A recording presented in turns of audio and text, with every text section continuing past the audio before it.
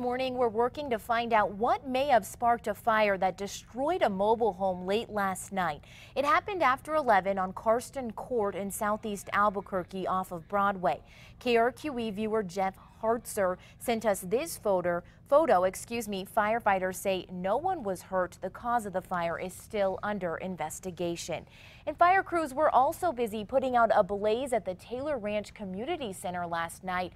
AFD says the building's solar panels went up in flames around 6 last night. Now, there were people inside for an event at the time. Albuquerque firefighters were able to get everyone out. Nobody was hurt.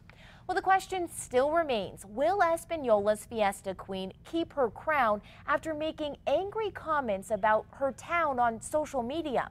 One by one, supporters of Angelina Vigil urged Fiesta Council members to forgive the Queen. Now, Vigil's angry comment on Facebook followed a home burglary Tuesday. Her traditional Fiesta crown was stolen. Police found the crown Thursday. Now, last night, Vigil apologized to the community. I will take full responsibility for the mistake and judgment I made. I apologize to members of the community. The Fiesta Council vote resulted in a tie last night. Tonight, 4 members of the Executive Council will decide whether Vigil will keep her crown. That meeting is at 8 o'clock in Espanola. A Los Lunas jury says the school district was not negligent in the case of a teen who broke his back during wrestling practice.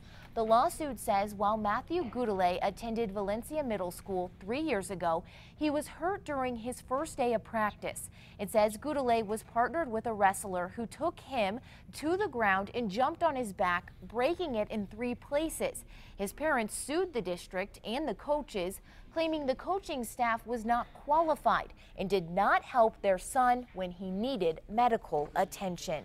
The man accused of murdering a C&M student and stealing his car is behind bars. Deputies say Carlos Escudero met up with the victim, Jared Clark, 2 weeks ago for a drug deal.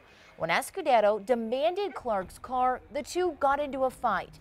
Deputies say Escudero shot Clark, dumped his body, and took the car. He's charged with murder and robbery. Yesterday in court, the judge set his bond at $100,000 cash only. Well, Deming police are investigating after a woman gave birth at home, then showed up at the hospital without a baby. According to the Deming newspaper, The Headlight, police immediately started combing through the 38-year-old woman's neighborhood and got a search warrant for the home, but found nothing. The woman is still hospitalized, and investigators hope to interview her for a second time soon. No charges have been filed.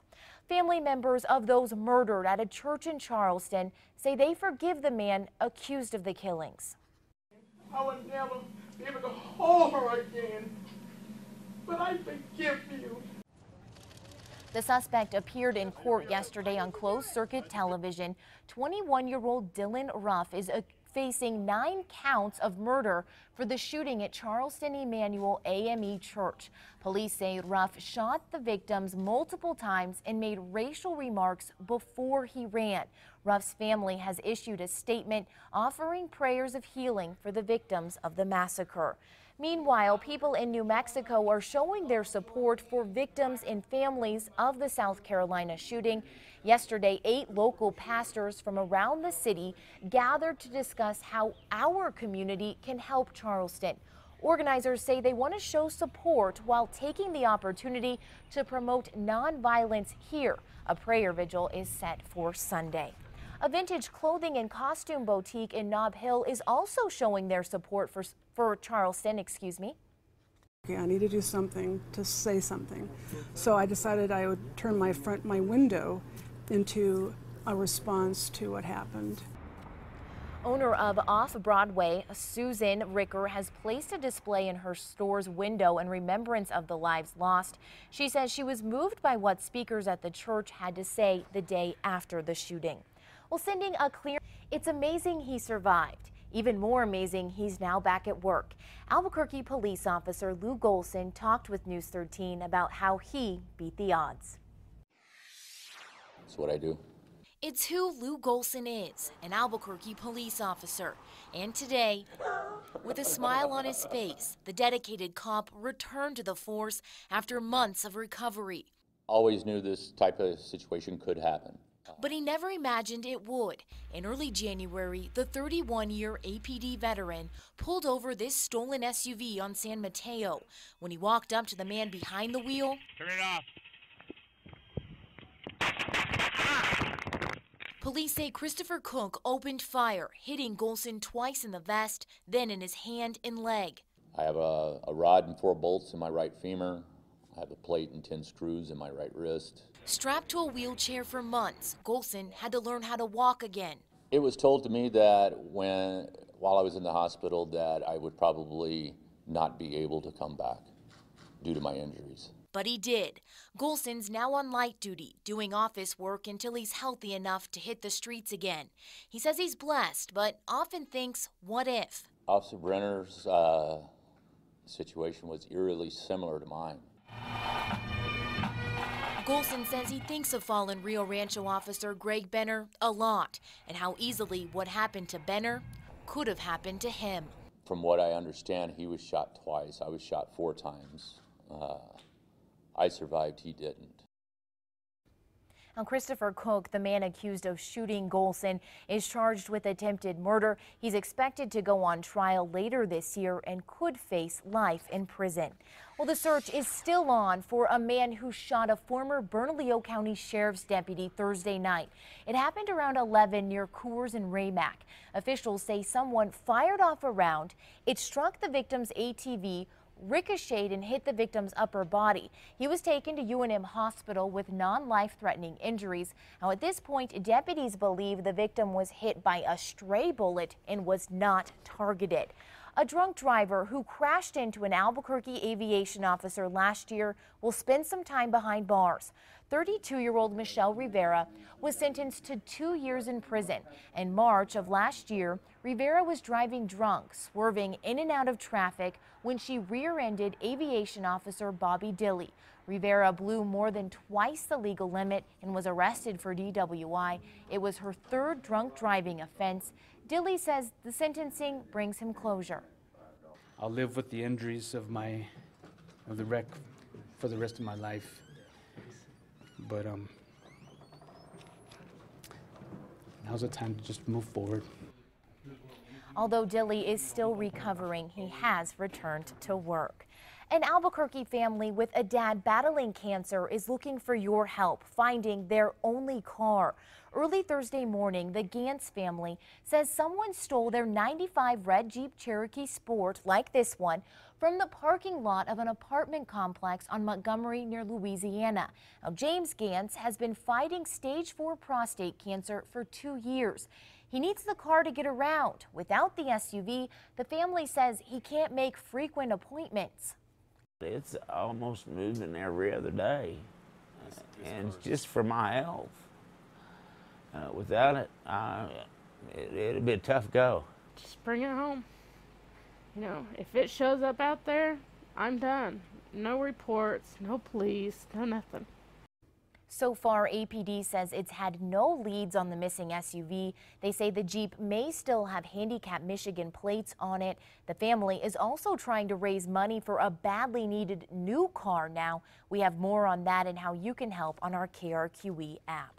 Well, schools are a prime target for thieves and vandals, but now, thanks to state funding recently approved by the legislature, Albuquerque schools are getting a major boost to their security systems.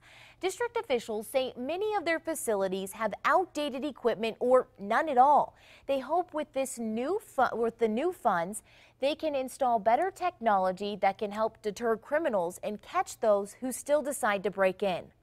A little bit more high-tech, better definition, better way to be able to see at nighttime when it's needed, and adjustments for light and stuff. The funding will provide upgrades for 30 to 40 schools for both cameras and alarm systems. It will allow APS police to monitor buildings in real time from their headquarters or laptops on the go. Officials expect to start installing the upgrades in the late fall or early winter. And the search continues for a man missing near the Taos Ski Valley. Former White House Chief Walter Scheib went missing a week ago. The last trace of him was the car he left behind at this trailhead. Now, state police say multiple air units, including the National Guard and the Air Force, were added to the search yesterday. Parents in New Mexico are using social media to call out a dentist they say is tormenting their children. It all started when a father posted this picture on Facebook warning other parents. He says his son was mistreated by Kenneth Childress, an Alamogordo dentist. On the way home, he was telling me, "Dad, I was bad and the dentist pulled my hair." Patrick Johnson says the dentist left these bruises on his son. Well, soon after he posted the photo, other parents and even former employees shared their stories of Childress covering kids' mouths, pulling their hair, pinching and yelling at them. Now, parents we talked to say they didn't know this was going on because the doctor doesn't allow them to go back with their children while he works on them. Now, former employees claim Childress was rough with them too. He has 3 charges against him for getting too physical with his workers. However, police say they don't have any reports filed by parents against him. Well, newly released video shows a handcuffed woman stealing a police car, then leading officers on a chase. Oh, my car's being stolen. Who did it? It all happened in Arkansas. Police say Jessica Sterling led officers on a high-speed chase in her own car. She eventually crashed it into a fence. Police cuffed her. Then, while officers were searching her car, they say she headbutted a deputy and jumped into a police cruiser and took off. After a 4-mile chase, Sterling crashed again, this time into a gas well. Now, she's now facing more than a dozen charges. A chase in Texas is also all caught on video. Police say they were chasing this stolen SUV when the driver hit a curb and rolled over. However, that wasn't enough to stop the suspect. The SUV turns back on his wheels and the driver speeds off again. Now, the suspect didn't get very far before the engine died. No one was seriously hurt. The suspects and his passengers were all arrested. Well, thieves